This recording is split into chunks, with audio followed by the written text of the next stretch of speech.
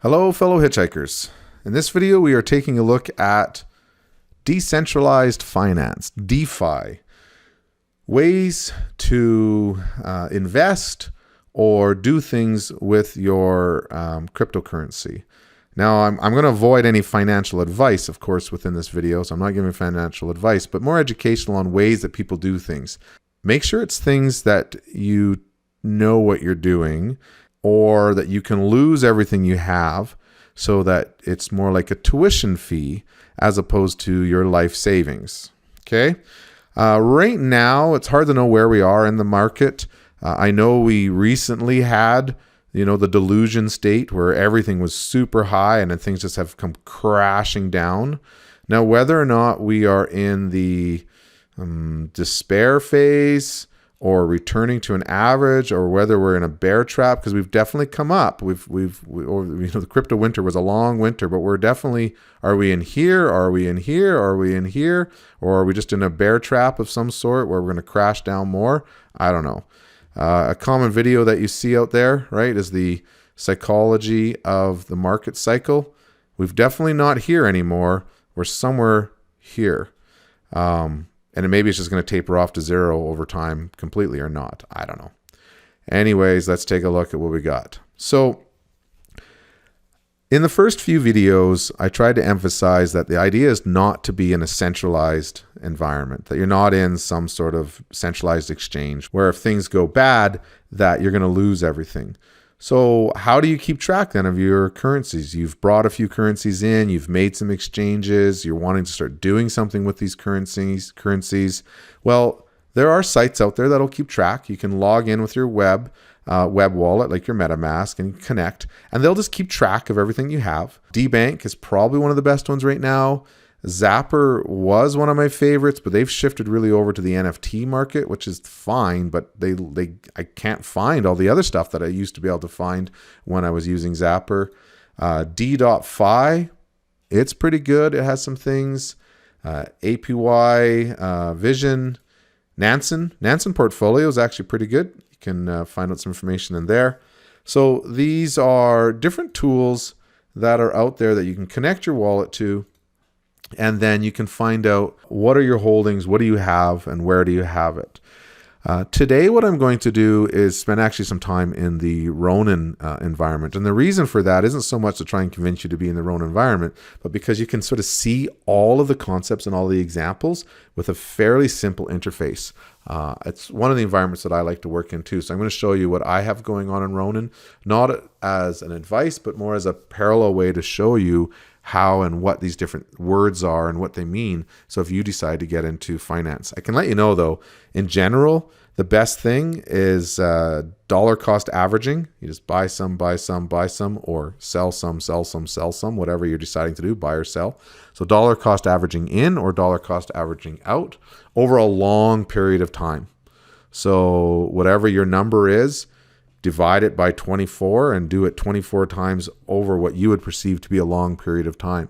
And if you're feeling, excited about the future, you're dollar cost averaging in. If you're feeling excited about the amount of value that everything has become, you're dollar cost averaging out. Always in an amount that you're able to lose. If you do that, that pretty much beats every other strategy that's out there, because every other strategy out there is usually some sort of greed or gambling. A few things before I hop into that Ronin, though, that I want to show you. Pool Together. So Pool Together is kind of like the lottery meets investing. What happens is when you have funds, you can put it into something and interest can be earned on it, kind of like interest, or liquidity, where you earn a portion of fees. Now, this is decentralized, which means it should be safe. However, it could be hacked. So you're putting your money or your currencies into something and it could be hacked and it could be all gone. So you're always going to do something. You're not going to do anything silly where if it gets lost, you're sad. Otherwise, you just keep it in your wallet and you don't touch it. You hodl it. But let's say you have, you're going to put in your $100 and it's going to earn you 1% per week. Well, it's not really worth it. So this is called a lossless lottery. So if a whole lot of people put in $100, though, the amount of interest that's earned or the amount of fees that's generated or whatever it is becomes a sizable amount. And then every amount that you put in gets you a ticket. And then they do a draw.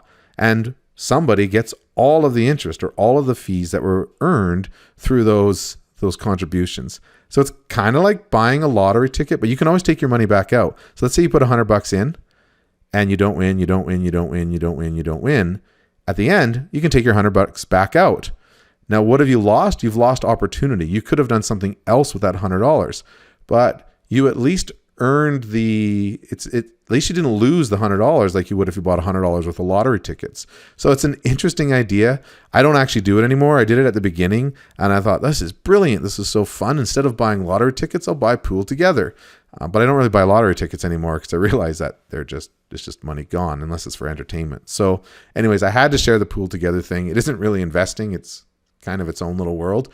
Rocket Pool, I like what Rocket Pool is doing. So if you go onto Coinbase or a lot of those centralized exchanges and you can put your ETH in to be staked. Staked means deposited in a way that is used to secure a network or give value of some sort. So I'll look at some examples on Ronin in more detail, but right now the Ethereum blockchain is shifting over from proof of work to proof of stake. And so you can delegate your Ethereum to the different validators in order to help keep it honest so that people can't use their own Ethereum to create insecurity in the network. But instead of like, I want to pick this one validator or this other validator, I want to like decentralize it over all of them. So if somebody's a bad actor, I don't lose all my funds. I don't have to pick who the right person to invest in. What Rocket Pool does is takes it and spreads it out over lots of different nodes, 2,215 different nodes, and there's 436,000 ETH that's been deposited. I was really excited about Rocket Pool. If you watch some of my early videos, I was like, I'm ready to do this. And then, of course, it wasn't ready right away, and I got distracted. I'm like, I'm going to play over here. I'm going to play over here. But Rocket Pool is an interesting way of staking without having to be in a centralized environment like you would in an exchange. Because I try to avoid all the exchanges as much as I can, because if they go bankrupt or if something happens, I don't want to lose all my funds. And it also defeats the whole point of decentralization and blockchain. So that's Rocket Pool. Let's head into the Ronin. I'm sad to say there's no dark mode for the Ronin network. Yeah, it's terrible. But anyways, no dark mode. So we're in blinding light to start with. But anyways, here we go. So on a very simple level, they call it Katana swap. I can swap from one token to another token. So if I have a bunch of RON in here or a different token, I can swap it to something different. I can also provide liquidity. Now, liquidity allows me to put in a pair of tokens. So for example, the main token on the Ronin network is the RON. USDC is a stable coin. It's worth the equivalent of $1. They want to reward people beyond just the fees. Now, if you provide Ronin and if I provide these two tokens, I can suffer impermanent loss. Impermanent loss means that the value that I get from all the transactions that happen on there could be less than if I held the RON separately. So here's an example. Let's say RON suddenly goes 5 times the value that it currently is. If RON goes 5 times the value, then what's going to happen? People are going to be buying all this RON. They're buying all this RON, leaving USDC behind. That means the amount of RON that I have is going to be less as time goes on. So if I put in $50 in RON, $50 in USDC, suddenly RON goes up in value. People buy all the RON. I'm just left with the USDC. It's like a dollar cost average selling in a way, which if you heard my earlier strategy aligns with what I like to do. And that's dollar cost average in when things I think are going up, dollar cost average as things get exciting and they sell out. So for me, a liquidity pool actually aligns with my investment philosophy, even though it might mean I lose out on if I had just simply held the RON separately. Woulda, shoulda, coulda. I am not a day trader. So by providing this liquidity into this pool, I receive a portion of all the transaction fees. So I'm rewarded with the transaction fees as transaction happen proportionally. But also, as an incentive for providing this liquidity, I am given RON, and it's 94% APR, which is a crazy APR. So I can go boom, claim, because I'm using a Trezor. So did I claim it or not? I think I had to log in first there. Okay. I have to confirm it now on the Trezor itself. I have to confirm each thing that I'm doing. So I can go back over and swap, and now I could take that RON and I could convert it into USDC. So now if I look in my Ronin wallet, or whatever wallet I have, you'll see that I have some Ronin, some RON, and you can see that I have some USDC. In the pool here, it doesn't show that I'm providing any liquidity. That's because, let me do it here. I'll add some USDC, 37, supply. So I am providing liquidity, $37 worth of USDC, $37 worth of RON. Those are going in as equal values. For doing that, I'm given some LP tokens, some liquidity provision tokens. Those tokens represent that portion of the pool, 0.00, whatever, some tiny amount. But I now hold a proportion of that pool. And if I go back here, it now says your liquidity. I'm providing some tiny, tiny amount, but it's $36.999 worth of USDC and $36 worth of RON. Now, it could just sit like that. I could just leave it. And I would then get a portion of every fee as people buy and sell. When I just did that transaction, it cost me something to do that transaction, a very small amount. But now if more and more people buy RON, then I will still have that portion of the pool. But when I go to withdrawal, I will get more USDC and less RON. Okay, I would get 37.26 USDC and only 36 RON on the way back out. Okay, so people are buying RON. That means there's less and less RON in the pool, which means there's more and more USDC. When I go to withdraw my proportions, I'm going to get that. I don't want it to sit in here though, because here I'm only getting a portion of the fees. And so they call it farming. So you'll see this phrase called farming when you're farming LP tokens. So I've provided that liquidity, and it was RON and USDC was the pair that I did. So I can now stake those liquidity. There it is there, 0.0003. That's what 37 bucks got me, right? So I can provide to the pool. And so by doing that, I can get these additional RON incentives. So that's called farming, okay? So I've provided liquidity by providing two equal tokens into a liquidity pool. And as a reward for providing that liquidity, I get these RON tokens or whatever it is, in addition to the fees that I would earn for doing that. You can do it on Uniswap, you can do it on SushiSwap, you can do it on all these other exchanges. You can provide liquidity. You have to be very aware of impermanent loss.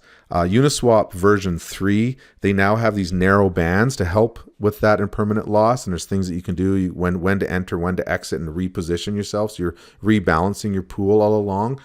It is a deep rabbit hole. I have not gone down that. I kind of stick to these simple scenarios. Be aware of that. Another form of staking that happens is called NFT staking.